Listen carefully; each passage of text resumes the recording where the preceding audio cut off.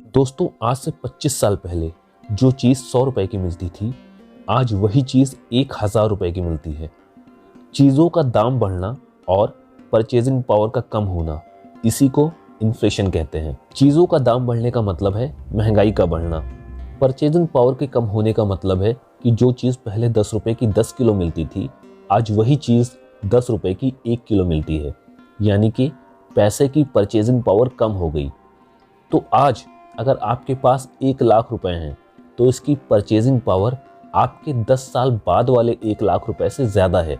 मतलब अगर आज 1 लाख रुपए की 20 बोरी सीमेंट मिलती है तो 10 साल बाद इसी 20 बोरी सीमेंट के लिए आपको 2 लाख रुपए देने पड़ सकते हैं। इसीलिए इन्फ्लेशन को समझना और उसे बीट करना, यानी कि इन्फ्लेशन रेट से ज़्यादा इन्वेस्टमेंट रिटर्न कमाना बहुत ज़रूरी है। तो अगर आप ये 1 लाख रुपए अपने घर में ही रखोगे तो इन्फ्लेशन की वजह से 10 साल बाद शायद इसकी वैल्यू कम होकर आधी हो जाए, जैसा कि हमने पिछले एग्जाम्पल में समझा। इसीलिए इन्वेस्टमेंट करना बहुत ज़रूरी है और इसे इस तरीके से करना है कि टैक्स और अदर चार्जेस को पे करने के बाद आपको जो इन्वेस्टमेंट का रिटर्न मिले वो इन्फ्लेशन रेट को बीट कर सके। फॉर एग्जाम्पल, अगर हर साल इन्फ्लेशन 10% की रेट से बढ़ रहा है तो आपको इन्वेस्टमेंट का एनुअल रिटर्न 10 या 12% से बढ़ना चाहिए।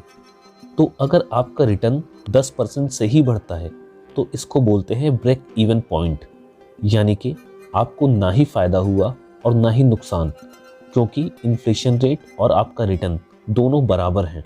आप फायदे में तब होंगे जब आपका एनुअल रिटर्न आपके इन्फ्लेशन रेट से ज़्यादा होगा। तो इन्फ्लेशन रेट के ऊपर जितना भी रिटर्न है वही आपका रियल रिटर्न होगा। तो आपको अपना पैसा इस तरीके से इन्वेस्ट करना चाहिए कि आपके इन्वेस्टमेंट का रिटर्न इन्फ्लेशन को ज़्यादा से ज़्यादा डिफरेंस से बीट कर सके और ज़्यादा से ज़्यादा आपको रिटर्न दे सके। अब इन्वेस्टमेंट करने के लिए हमारे पास एक वाइड रेंज मौजूद है।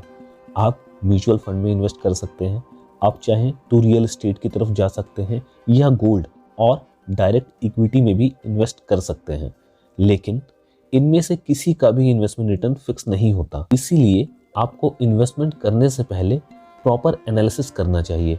फॉर एग्जांपल, अगर आप स्टॉक मार्केट में इन्वेस्ट करना चाहते हैं तो आपको कंपनी का बिजनेस, इकोनॉमी, फ्यूचर ग्रोथ का एनालिसिस करना होगा।